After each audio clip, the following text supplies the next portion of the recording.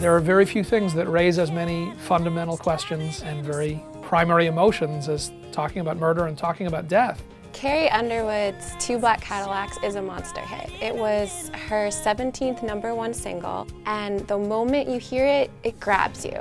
They decided then you never get away with doing this to them.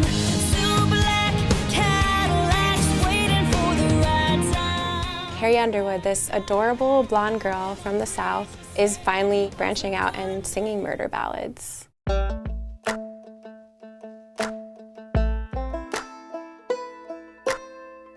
Better Dig 2 is kind of like the ultimate commitment song. You know, anybody who has experienced true, committed, okay, somewhat crazy love for somebody else, you know, you've said, I would die if something ever happened to you. This particular character in our song just will not live life without her significant other. So if the ties are bound, ever do come loose, tie 'em in a knot like a hangman's noose.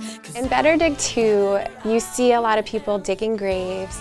And then you see the husband, he has that little Johnny Cash hairstyle. Certainly the band Perry song, there's something that sounds very ancient in what those words are and the story that they're telling. It's sort of inherent in country music that you're also looking back to this tradition, and these songs like Better Dig 2, like the Carrie Underwood song, that's a very clear way to establish that you're a part of that chain and a part of that history. The important thing to remember about murder ballads is that they were a very early form of true crime writing. Human beings have always had this appetite to hear about sensational murders. There's a folk-based tradition of murder ballads that really develop these stories that either start with or end with a murder. First time I shot her in the side. Hard to watch her suffer, but with the second shot she died. When Johnny Cash sings, I shot a man in Reno just to watch him die, or when he sings Delia's Gone, there's a tradition that fits into. Murder ballads, as far as we know, really date back to late medieval, early Renaissance times. Whenever a very, very gruesome, grisly, sensational murder happened, somebody would turn it into a rhymed poem. And this is how the news of the crime would be transmitted among a population that was by and large illiterate. They couldn't read, but they got it through these transmitted poems, which were sometimes set to music. I read one study once that said in Western Europe, by Shakespeare's time, some collector had gathered over 1,000 of these murder ballads. It's a much older form than most people realize. Traditional English folk music, actually, almost all of it is about killing your lover, essentially, as far as I can tell. In an age way before 24/7 coverage of the Casey Anthony case, this is how people got their little dose of grisly entertainment. It wasn't by, but it's popularized by Tom Jones, a song called Delilah. It's one of those songs that everybody knows, but has never really listened to the lyrics all that closely. The first time I sat down to learn the song, it's with lines about, I felt the knife in my hand and she laughed no more. It's like, man, okay, wow, this is dark. She stood there laughing. I felt the knife in my hand and she laughed no more. You know, here in our own country, murder ballads date back to the very beginnings of the settlement of the colonies. This one's called Where Did You Sleep Last Night? Also referred to a lot of times as In the Pines.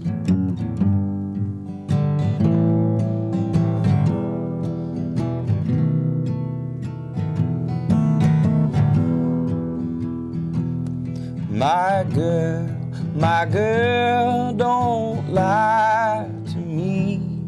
Tell me, where did you sleep last night? When you hear a song like Leadbelly's Where Did You Sleep Last Night, or Nirvana's rendition of it, you realize one of the things that make the greatest murder ballads enduring. There are two great subjects of literature, love and death.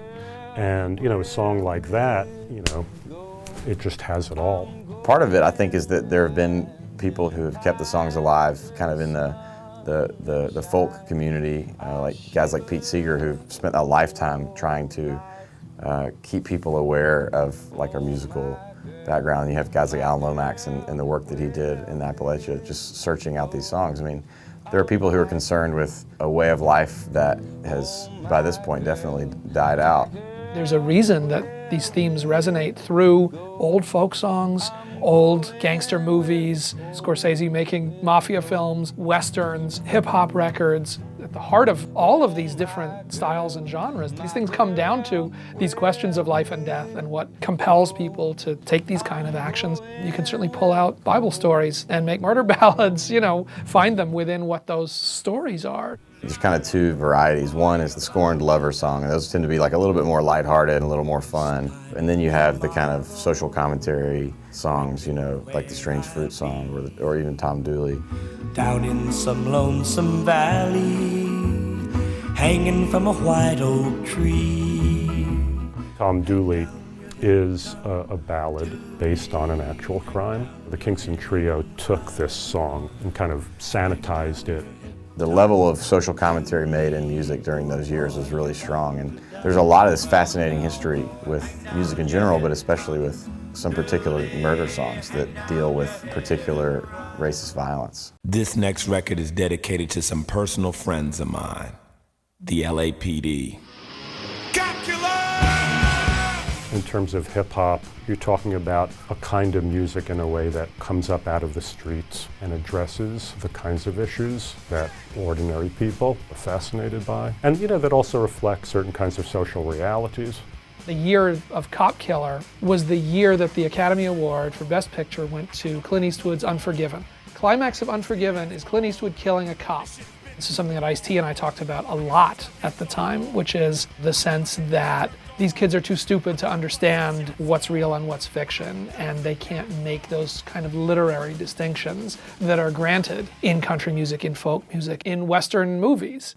There's a whole genre of murder ballad that folklorists call the murdered girl ballads, and they tend to follow, like so much folklore and popular art, a certain kind of formula. This innocent young woman who falls in love with this rogue and gives herself to him. When you look at the actual details of the crimes, you often find that the women involved weren't necessarily that innocent. I love the sentiment behind Carrie Underwood's single. She basically is telling you, if you cheat on me, I'm gonna get revenge, and that's not okay. What's interesting to me now, some of these recent hit murder ballads, that you have the woman doing the murdering. It really reflects major changes, obvious changes, and probably healthy changes in our culture. A ballad in its initial form was not about fast or slow. Now we talk about ballads as there's dance songs and then there's ballads, and Mariah Carey can do one or the other. But ballads really meant stories, narrative songs, poetic epics, and that's the meaning of a murder ballad. And she took out the 44. Oh, Rudy toot toot 3 times. She shot right through the hardwood floor. She was a man.